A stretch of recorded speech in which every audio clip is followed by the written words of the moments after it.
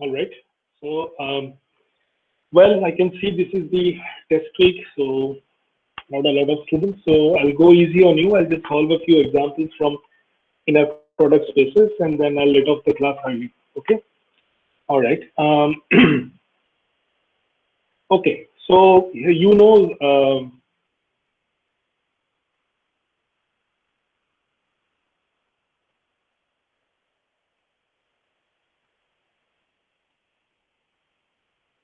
Most of the properties of inner product spaces, the basic properties, right? You know that there is triangle inequality, there is parallelogram inequality, there is Cauchy-Schwarz, right?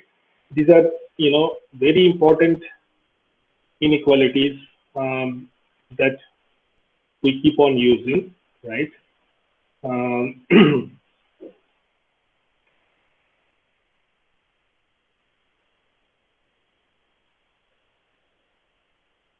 These are all inequalities, right?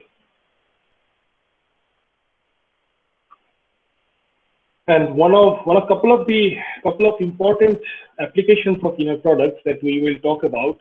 One is, we sort of use those to cook up orthonormal basis. In the class before the exam week, I did talk about change of basis, and I hope things are much clearer now. And so we do want some orthonormal basis if we really want an orthonormal basis. And the other method is least square method, right? And one of the ways to creating, because bases by default are not orthonormal, you have to make those orthonormal. So the process of making those orthonormal without changing the orthogonality of the vectors is known as a Gram-Schmidt process. Okay, and we will talk about that, not today though.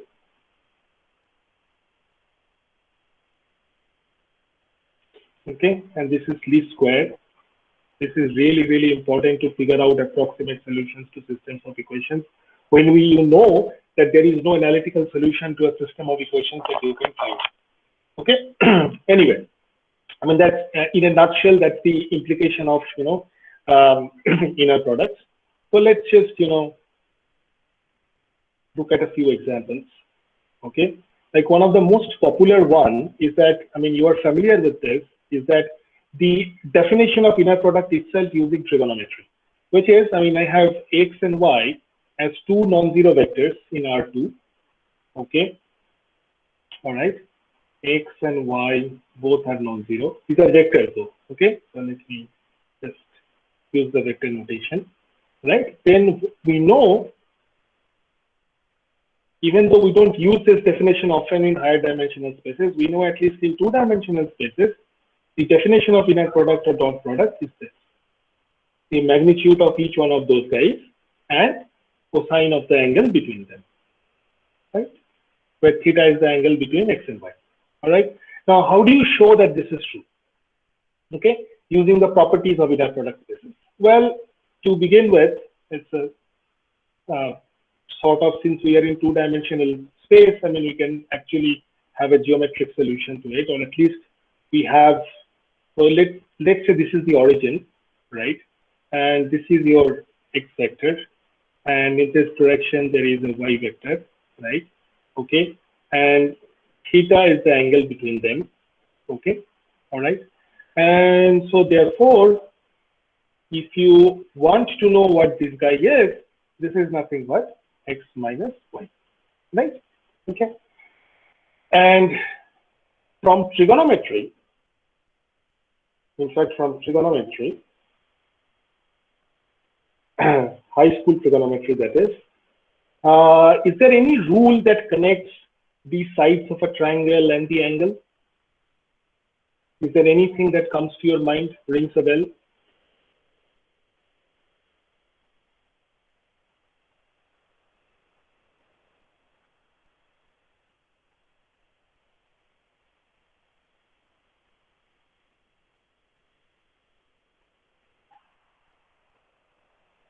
Okay, you got to speak because I don't want to go back to the chat box. Cosine rules. Cosine rule, right? So the law of cosines, what does it say? It says that I should be able to express this side, which is nothing but the norm of x minus y squared, in terms of the other two sides of the triangle, right? So which is and the angle between them.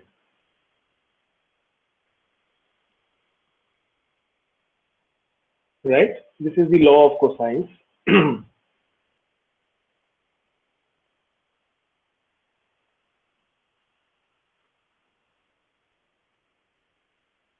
Right? And now, I mean, we should be able to express this in terms of the inner product, right? So what we can do is we can write this as an inner product of x minus y with itself. Okay, so I'll just look at the left hand side of the identity, right? And then what we can do is we can expand this out by using the rules of the inner product, which is, and since we are in two dimensions on real numbers, right? We don't need to bother about the conjugates of, of the vectors itself, right? Okay, so we can simply write it in the following manner, right? Okay, and we know what this is. The first term is nothing but norm of x squared, right? And then we have, well, we know from the symmetry of inner products that inner product of xy and inner product of yx is the same thing, right? As long as we are, you know, in the real space. And this is norm of y squared. So this is the left hand side. All right. Now, what we know on the right hand side is norm of x squared plus norm of y squared minus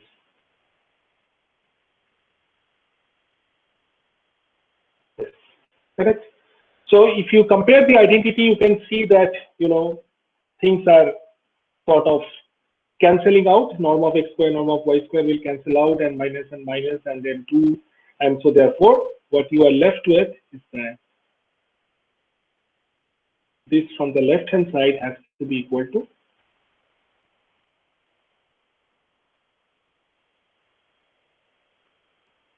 okay. All right. Hence proved. Okay.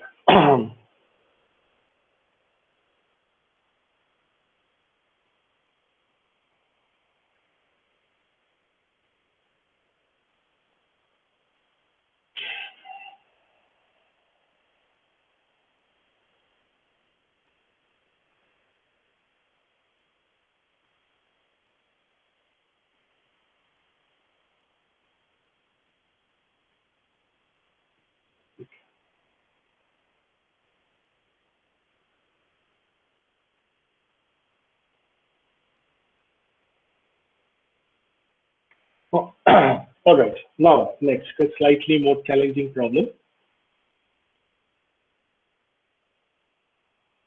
And in case you're wondering where these problems are taken from, these are taken from your textbook, Sheldon Axe's linear algebra done, right? Okay. So now what I have here is that we have two vectors, say u, v, in the vector space, right? So prove that if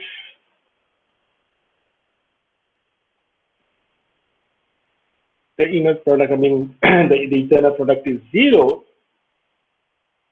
if and only if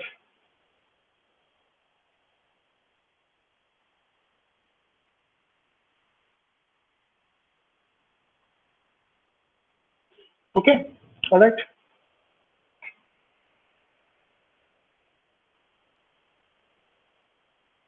So the one way is, you know, pretty straightforward, which is you start with this, okay. I think it's the other way. It's the other way. Sorry, the other way. You start with, and it is always easier to handle the square of the norm than the norm itself, right? Okay. So what is these going to be? Well, we assume that actually we assume that to begin with, what I am assuming is that it's one way, right? Sorry, I'm messing up. I'm assuming that u and v equal to 0, which means u, v are orthogonal, right? And since u, v are orthogonal, I mean, the Pythagorean theorem would apply, right? Okay. So, and AV is just a scalar multiple of V. So, if U and V are orthogonal to each other, U and AV are also orthogonal to each other, right? Because AV is just a scalar multiple of V, and so therefore, I can straight away apply the Pythagoras theorem, which you have seen in the previous lecture, right? Okay. Now, since these are positives, right? So this can be easily written as u square, and therefore the norm of u plus AV is greater than norm of u. By the way, what I forgot to mention is that the scalar is chosen from the field of real or complex numbers. Okay. All right. Now the other way around. I'm not going to finish the other way around. I would just start the proof and I'll leave the rest as an exercise. Okay. Now in the other direction, what we are supposing is the following. When you have to prove the other direction, we suppose that norm of u is less than or equal to norm of u. And what you need to show is that the inner product has to be 0, right? For all A in the field of real or complex numbers. Okay. So I'll just start with this. I'll start with this. And so therefore what I can do is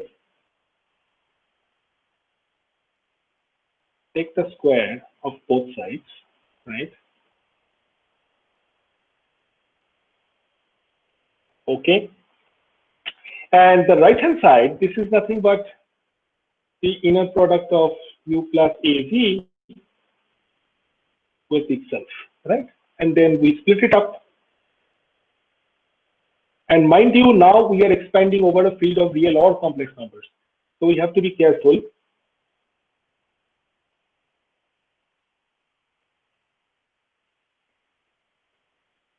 When we pull out stuff, right?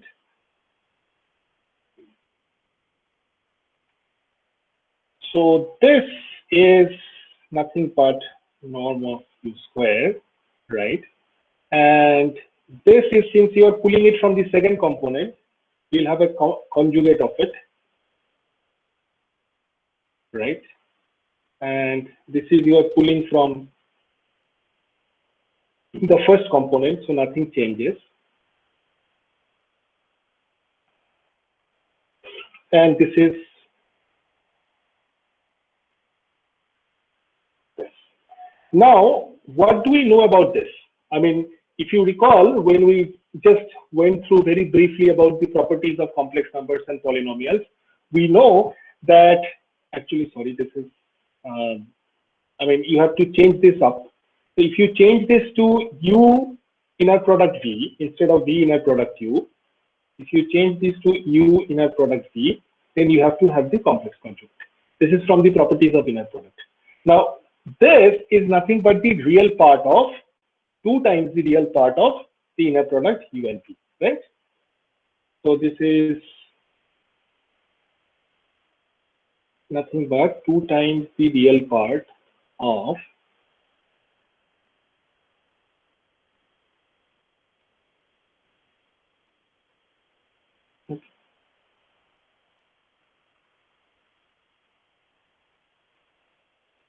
now, remember, this whole thing is what?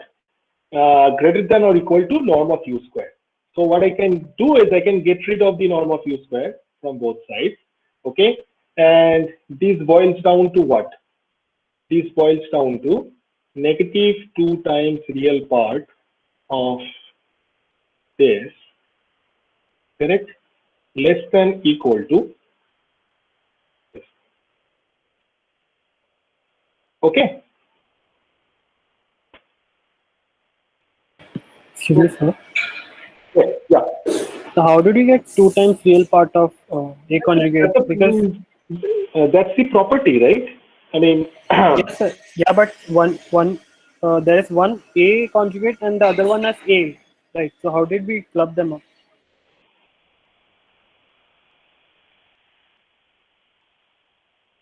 uh,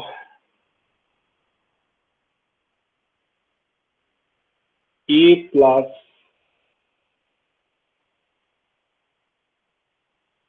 because it's a real part of, it is not the real part of inner product of U and V only. It is the real part of A conjugate times the inner product of U and V.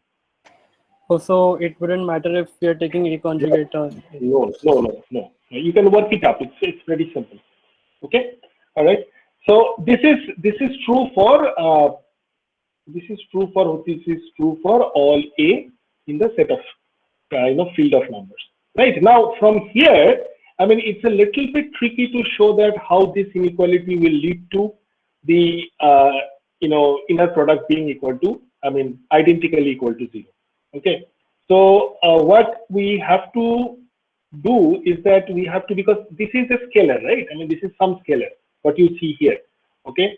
So you can, so I'll just give a hint for you to finish this up, is that you begin by setting A equal to minus T inner product U and V, where T is positive number, strictly positive. Okay, all right. And then if you substitute, you should be able to rewrite this. You should be able to rewrite this in some other form where you would have T, right? And then in the next step, what you have to do is that you have to assume that T, just set T equal to, because T is strictly positive, right? So you can set this equal to, just a minute.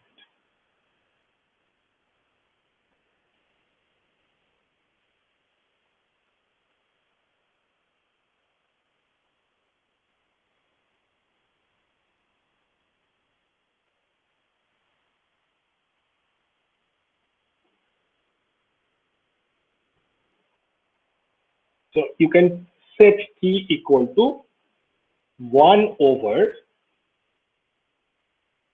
norm of,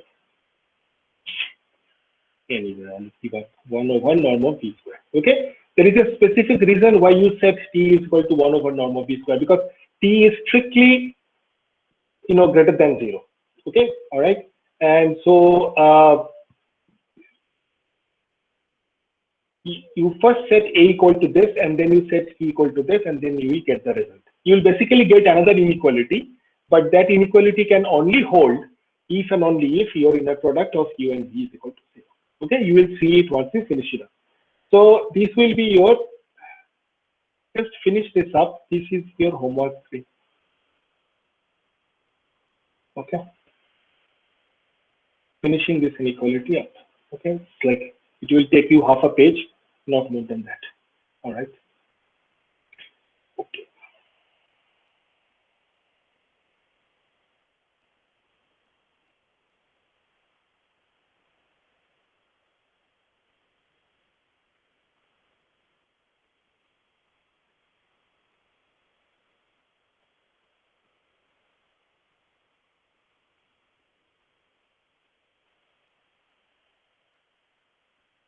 Okay. Next, take another example. Let's see which one. Well,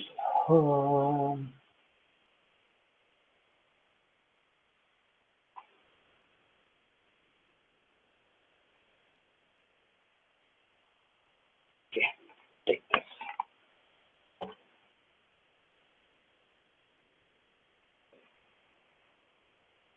Show that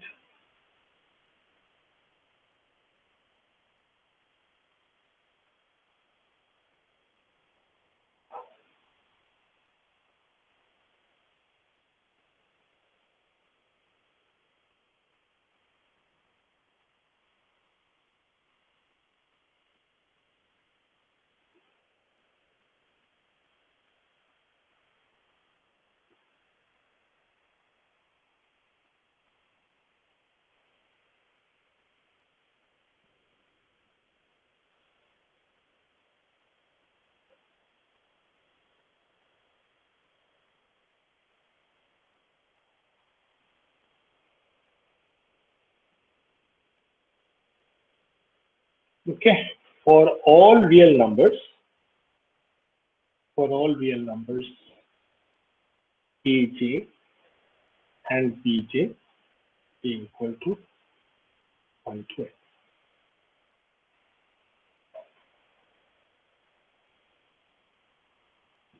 Okay,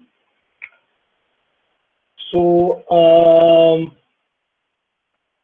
so basically what we are in Rn, right? So all of these guys, A1 through An, B1 through Bn are in Rn, right? And we would use the usual inner product on Rn, right?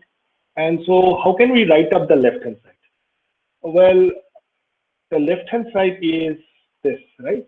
J equal to 1 to n, Aj, Bj square, correct? Okay. Now what I can do is I can do a simple trick. Okay. Now I am not going to do anything with the or play around with the summation sign, but what I will do is I will do this. Okay.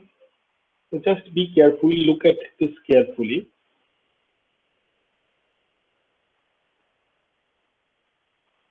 Okay. All right. So what I'll need is this. Okay. So I just write the product of aj bj as square root of j aj times bj over square root of j. Okay. All right. All right. And then I'm not supposed to change the square or anything. So it's just, it's a manner of writing. Okay. And now this, if you expand this out, right, it is nothing but, I mean, it's just a square, right? So you can write this in terms of inner product. So you can write this as, if you use the indexing of the terms. So it's first the square root of 1a1. So it is just a1. The second term is square root of 2a2, so on and so forth. Square root of n an, right? And this whole thing, and then the other term is b1 b2 by square root of 2, right? And then we'll go on, right, dn over square root of n inner product, right? Square. Okay, all right. So so therefore, now this is something, I mean, some component A comma B inner product square. Now you recall Cauchy-Schwarz inequality here. So if you apply Cauchy-Schwarz here, what you will see is this equality will change to inequality, and what you will have is the following. Because you know that inner product of A comma B whole square is less than equal to a norm of A square times norm of B square. That is what the Cauchy-Schwarz inequality is. So this will be A1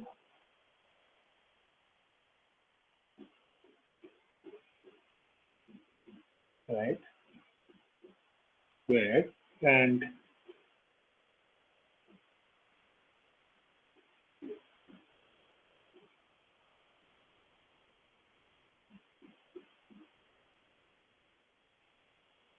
okay, and then this is nothing but j equal to 1 to n j aj square, and this is nothing but j equal to 1 to n bj square, right?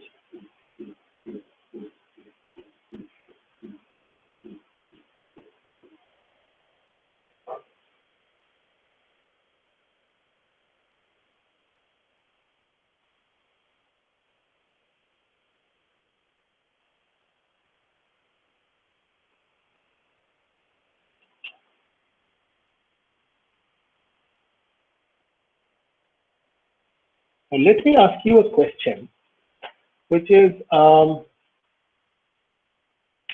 rather possibly I should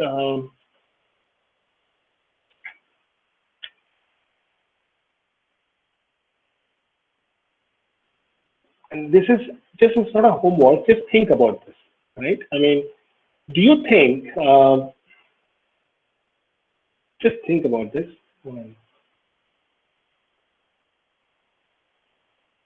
I mean, is there an inner product?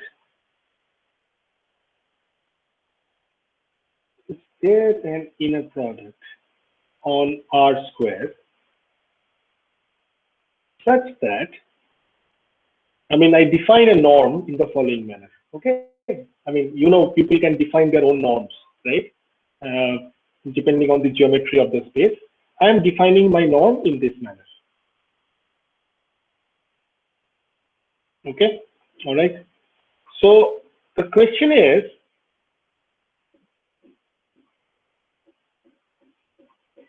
this an inner product? So this is just a norm I defined.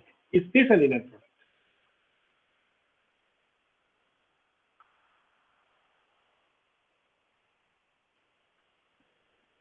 Now, if you think it's an inner product, you have to prove it.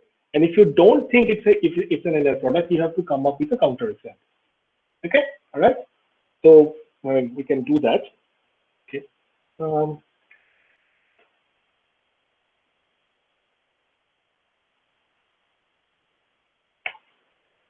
Okay. Now let's just consider a complex inner product space. Okay. So let's just think that V is a complex inner product space.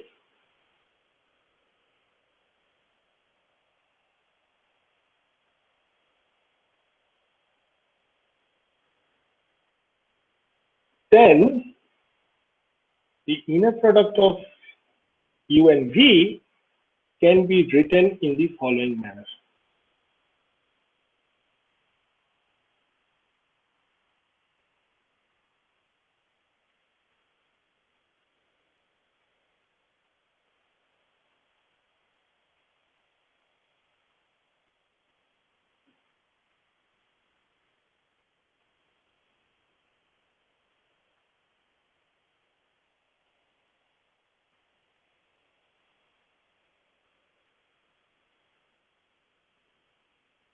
Whole thing divided by 4.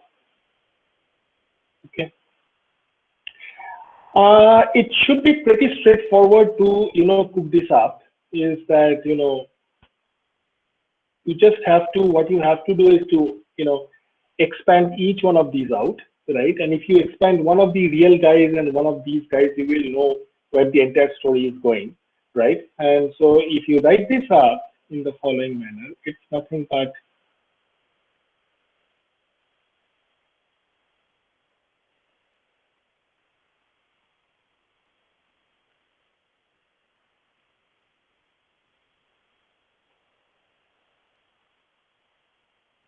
and then if I take I times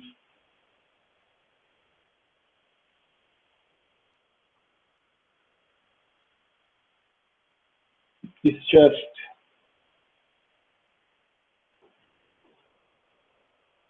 right, and so this will be what, norm of u square plus uv u norm iv, right, plus iv norm u, right, plus the last term is just I squared, so which will be minus norm of c squared, and there is an I.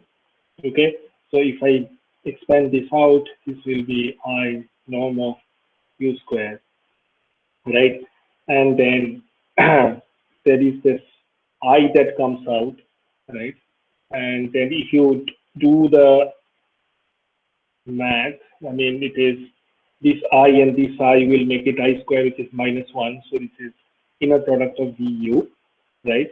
And then since this I is in the second component, it will come out as I to the power complex conjugate and multiply with each other. It will just be 1, right?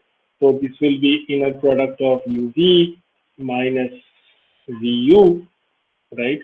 And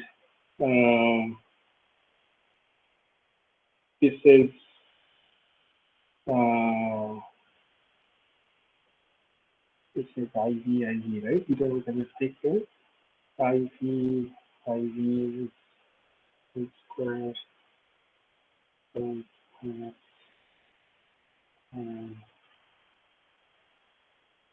plus I log of T. Okay, that's fine. No, I think this is minus. Right? Similarly, if you expand this out and you expand this out, you will get some factors which will get cancelled. And what you will see is that you will end up getting, actually I made a mistake here, there should be 4 times inner product of UNT. Okay. All right, guys, so much for today. All right. And I really want to get to least square solution optimization as well as Gram-Schmidt orthonormalization. But since there are so few students in the class, I really don't want to start a new topic. Okay, so I'll see you next class. Okay. So go ahead and study for your test.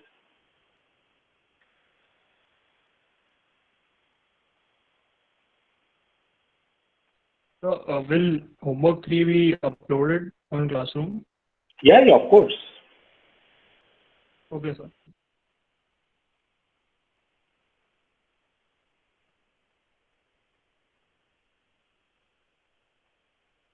In fact, I'll upload it right now.